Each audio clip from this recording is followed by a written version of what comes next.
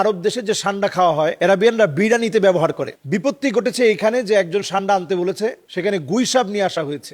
গুই সাপের ঠোঁটের মধ্যে মুখের ভিতরে এক প্রকারের লালা আছে যেটা চরম বিষাক্ত, এবং গুই সাপ লালা ছিটিয়ে দিতে পারে।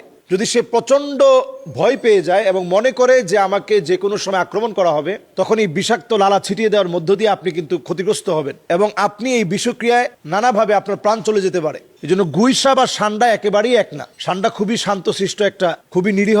গুই সাপও নিরীহ, কিন্তু গুই সাপের খাবারের প্রকৃতি আর সান্ডার খাবারের প্রকৃতি ভিন্ন। গুই সাপ হচ্ছে মরা মুরগি, মরা ছোট ছোট কোনো কীটপতঙ্গ, এমনকি ডিম, সাপের ডিম পর্যন্ত সে খেতে পারে। আর সেখানে সান্ডা হচ্ছে শুধু লতা পাতা গাছ, এই ছোট ছোট লতা পাতা খেয়ে বেঁচে থাকে, এবং বসবাসের প্রকৃতিও সম্পূর্ণ ভিন্ন।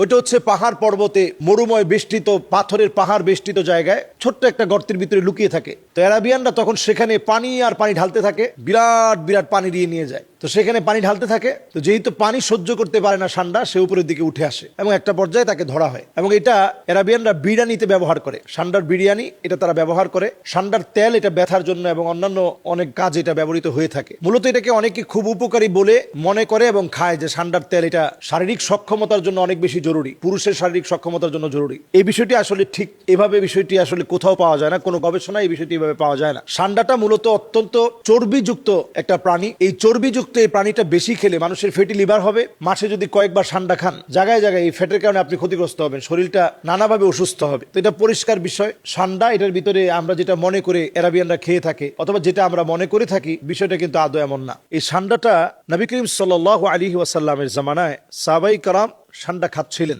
নবীজির সামনে উপস্থাপন করা হয়, নবীজি খায়নি, তবে নবীজি নিষেধ করেনি। তো এই দৃষ্টিকোণ থেকে পরিষ্কারভাবে বোঝা যায় যে নবীজি যা নিষেধ করেনি সেটাকে আপনি নিষেধ করার কোনো সুযোগ নেই। নবীজি নিষেধ করেনি, নবীজি বলছে ঠিক আছে তোমরা খাও। সেই মুসলিমে একটি হাদিস এসেছে, নাহা রাসূলুল্লাহ সাল্লাল্লাহু আলাইহি ওয়াসাল্লাম আন আকলি কুল্লু যী নাবিন মিনাস সাবঈ। নবী করিম সাল্লাল্লাহু আলাইহি সাল্লাম নখ বিশিষ্ট, খোর বিশিষ্ট, যেগুলো হিংস্রতার সাথে মানুষকে আক্রমণ করতে আসে, এগুলোকে খেতে নবী করিম সাল্লাল্লাহু আলাইহি সাল্লাম এই জাতীয় প্রাণী খেতে নিষেধ করেছেন। সহিহ মুসলিমের এই হাদিসটি অনুযায়ী আসলে অনেকে সান্ডাকে, হানাফি মাযহাবের ফতোয়া হচ্ছে যে এটাও যেহেতু মানুষকে অন্তত ক্ষিপ্রতার সাথে আক্রমণ করতে আসে, আপনি দেখবেন ফুসফুস করে আওয়াজ করে, এজন্য হানাফি মাযহাবের ফতোয়ায় এটা খাওয়াকে পছন্দনীয় মনে করা হয় না। অন্যান্য মাযহাব অনুযায়ী এটার ব্যাপারে তারা নিষেধ করে না।